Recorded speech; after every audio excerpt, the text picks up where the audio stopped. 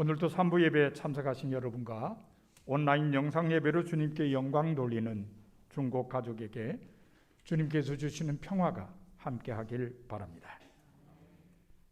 교회 밖에서는 잘 쓰지 않는 말인데 교회 안에서는 의미 있게 쓰는 말들이 있습니다. 소명이라는 말은 그 대표적인 예입니다. 소명은 부르심이라는 뜻을 가진 말입니다. 교회 안에서 이 말이 의미 있게 쓰이는 이유는 성서에 하나님의 부르심을 받은 사람들의 이야기가 많기 때문입니다.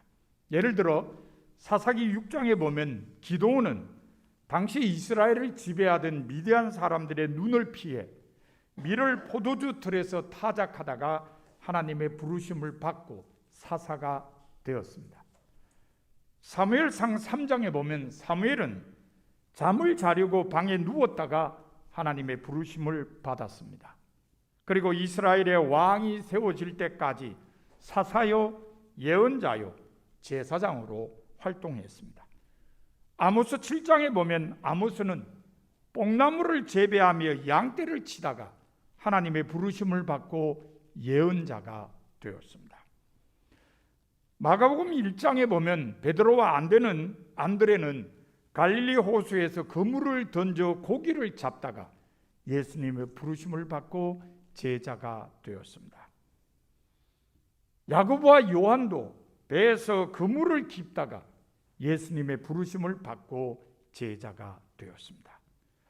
마태복음 9장 9절에 보면 마태는 세간에 앉아 일을 하다가 예수님의 부르심을 받고 제자가 되었습니다. 오늘 본문도 하나님의 부르심에 관한 이야기입니다. 모세가 하나님의 부르심을 받은 일을 소개하고 있습니다. 미디안 광야에서 양을 치던 모세에게 하나님께서 찾아오신 것입니다. 그런데 찾아오신 모습이 아주 특이합니다. 모세는 호렙산 근처에서 양을 치다가 불이 붙었으나 전혀 타지 않는 떨기나무를 보게 되었습니다. 나무에 불이 붙었으면 나무가 타서 사라져야 합니다. 그런데 떨기나무에 불이 붙기는 했는데 떨기나무가 사라지지 않습니다. 놀란 모세는 그 떨기나무를 보기 위해 가까이 다가갔습니다. 그리고 그 떨기나무 가운데에서 모세야 모세야 하고 부르시는 하나님의 음성을 듣게 되었습니다. 그때 모세는 얼떨결에 내가 여기 있나이다라고 대답했습니다. 그렇게 하여 모세는 하나님의 부르심을 받게 되었습니다. 이처럼 하나님께서는 자기 백성을 찾아오십니다. 비록 많은 사람이 하나님을 분명하게 느끼지 못한다 해도 하나님께서는 자기 백성을 찾아오십니다.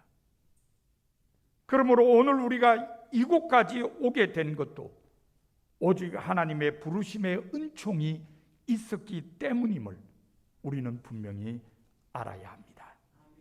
그러면 하나님께서는 언제 우리에게 찾아오실까요?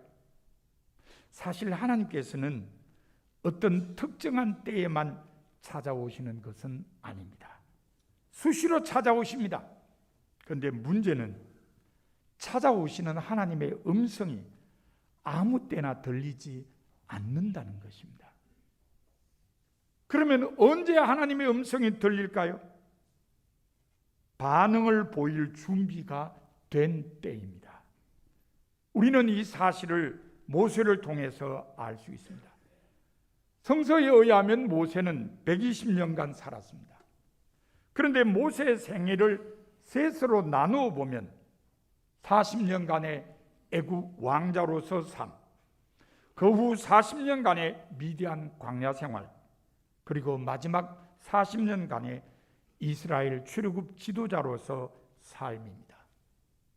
이렇게 보면 모세는 젊은 날 40년간 애굽의 왕자로 살았습니다. 수많은 종이 그의 말 한마디에 따라 움직였습니다. 금과 은 같은 보석으로 꾸며진 찬란한 왕궁에서 최고급 음식을 먹었습니다. 그리고 최고의 학자에게서 학문을 배우며 성장했습니다. 그러나 안타깝게도 모세는 동족의 편을 들다가 살인을 하게 되었습니다. 애굽 사람을 죽인 것입니다. 그 일로 인해 모세는 왕궁에서 도망쳐서 머나먼 이방 땅 미디안에서 보잘것없는 목동으로 40년을 살게 되었습니다. 하루아침에 부와 명예와 권세를 잃은 모세는 얼마나 비통해했을까요? 그런데 놀라운 것은 하나님께서는 모세가 화려한 왕자의 신분으로 자기 영광을 최대로 여길 때, 최고로 여길 때 모세를 부르지 않으셨습니다. 또 왕자의 신분에서 천민으로 전락한 뒤 울분과 분노의 감정에 사로잡혀 있을 때도 모세를 부르지 않으셨습니다. 하나님께서는 모세가 교만을 버리고 울분과 분노의 감정을 다 삭였을 때, 마음속에서 욕심을 비워냈을 때 모세에게 다가오셨습니다. 이처럼 사람이 마음을 높은 곳에 두고 있을 때 하나님께서는 찾아오지 않으십니다. 아니, 찾아오셔서 부르시는 하나님의 음성이 들리지 않습니다. 마음을 낮출 때 하나님의 음성이 들립니다. 마음을 낮은 곳에 둘 때 비로소 하나님의 음성이 선명하게 들리는 것입니다. 그러면 하나님께서는 어디에서 우리를 부르실까요? 우리가 하나님께 집중할 수 있는 곳입니다. 하나님을 만나던 날 모세는 여느 때와는 달리 집에서 멀리 떨어진 호렙산 근처까지 갔습니다. 그곳에 양들을 이끌고 가서 휴식을 취하며 양들에게 풀을 먹이고 있었습니다. 그러다가 멀지 않은 곳에서 하나님의 음성을 듣게 되었습니다. 하나님께서는 모세를 부르시려고 특별한 장소를 택하여 기다리고 계셨습니다. 본문 1절에 보면 광야 서쪽으로 인도하여 하나님의 산 호렙에 이르매라고 기록되어 있습니다. 여기에서 광야 서쪽은 집에서 멀리 떨어진 장소를 의미합니다. 가족들이나 사람들과 분리되는 조용한 장소를 말합니다. 왜 하나님께서는 조용한 호렙산을 택하셨을까요? 모세가 오직 하나님의 음성에만 귀를 기울이도록 하기 위해서였습니다. 다시 말하면 하나님께 집중하도록 만들기 위해서였습니다. 모세가 간 광야는 인간 생활에 편리함이라 윤택함을 줄 수 있는 것은 아무것도 없는 곳입니다. 모든 것이 열악합니다. 그러므로 광야에서는 하나님께 집중할 수밖에 없습니다. 오직 하나님의 도우심을 구하며 하나님의 음성에 귀를 기울여야 합니다. 이에 반해 현대인은 하나님께 집중하기가 어렵습니다. 무엇보다 현대인은 너무 바쁩니다. 분주해서 한 곳에 마음을 집중하기가 쉽지 않습니다. 그리고 삶의 편리함이나 윤택함을 주기 위해 있는 다양한 문명의 이기들도 현대인의 마음을 한 곳에 집중하기 어렵게 만듭니다.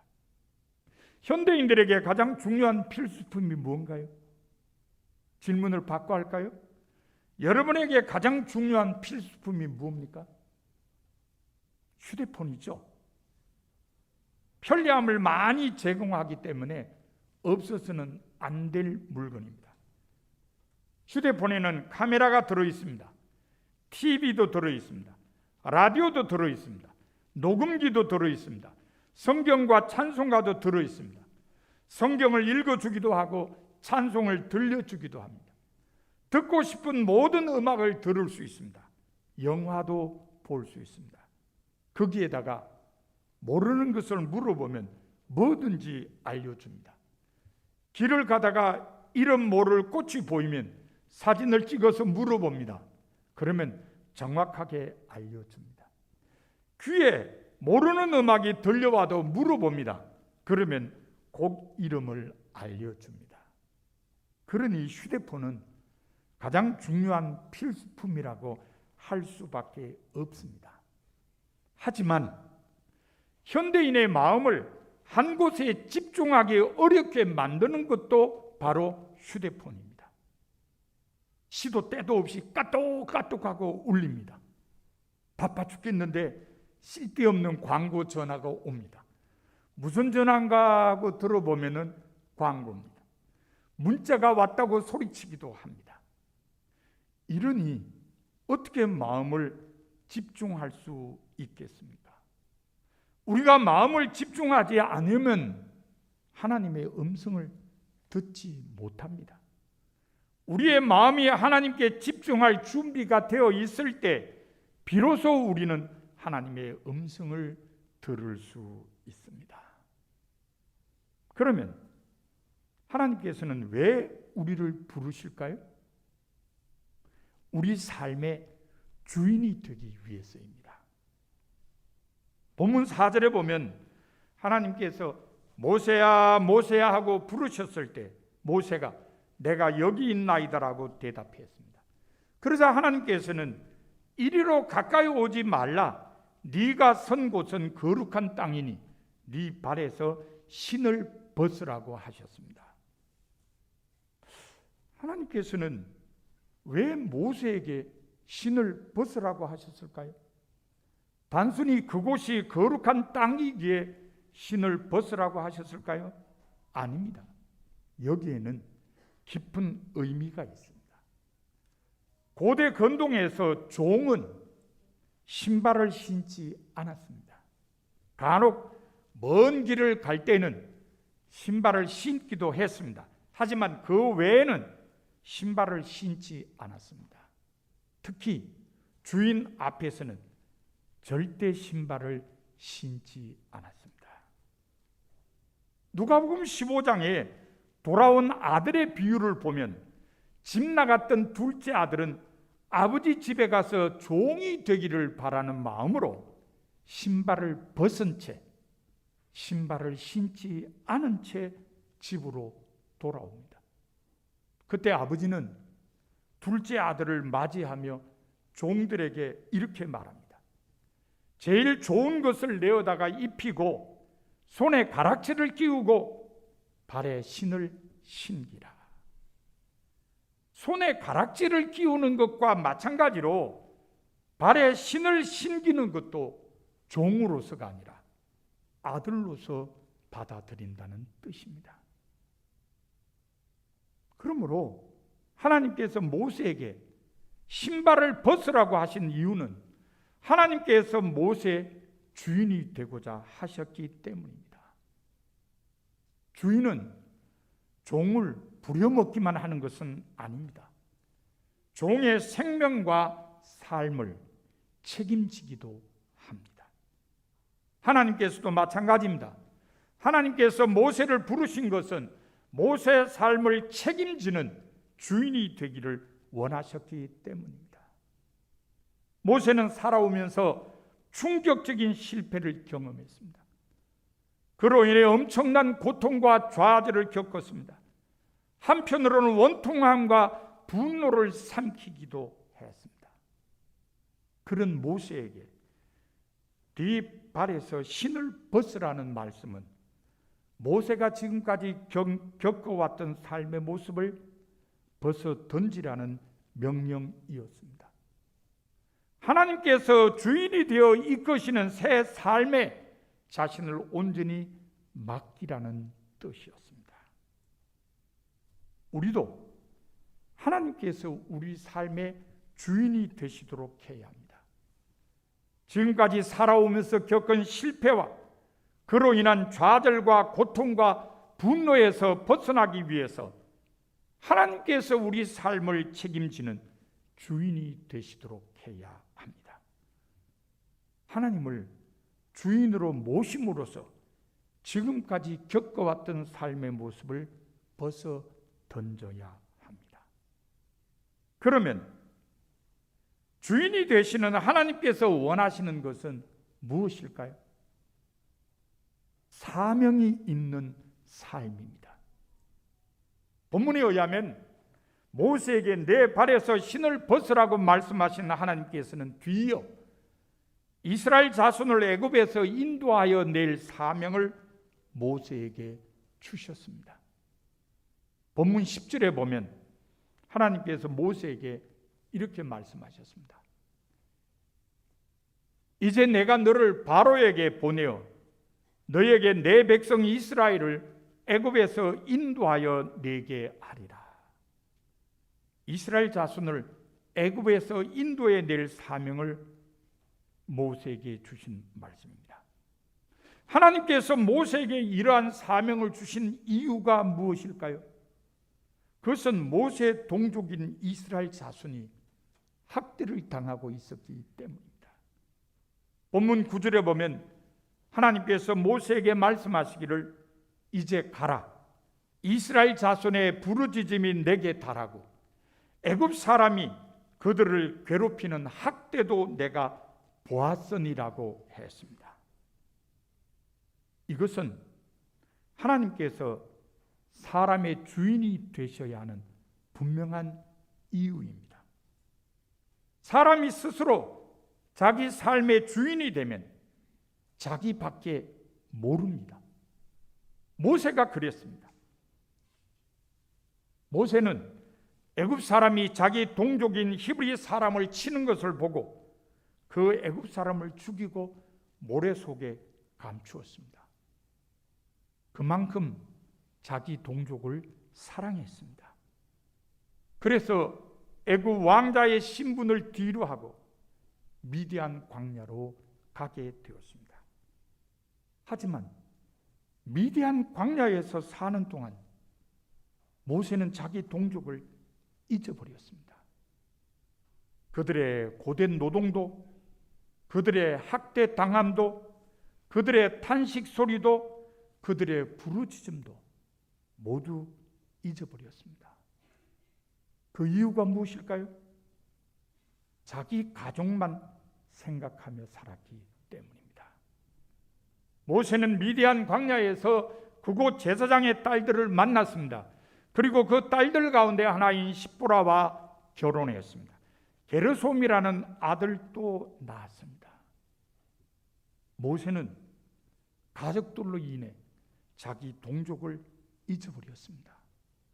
행복한 가정 생활로 인해 고통받는 히브리 사람들을 잊어버린 것입니다. 문제는 바로 여기에 있습니다. 사람이 자기 삶에 집착하여 주인이 되면 자기밖에 모르게 됩니다. 스스로 자기 삶의 주인이 된 사람은 자기가 쌓은 성 안에 갇히게 되는 법입니다. 그래서 하나님께서 주인이 되셔야 합니다. 하나님께서 사람의 주인이 되실 때 비로소 사람은 주변을 살펴봅니다. 그리고 주변 사람들에게 관심을 가집니다. 그때 그들을 위해 자기가 해야 할 일을 찾게 됩니다. 주변 사람들과 공동체의 유익을 위해 사명을 가지고 살게 되는 것입니다. 그래서 하나님께서는 사람의 주인이 되기를 원하십니다.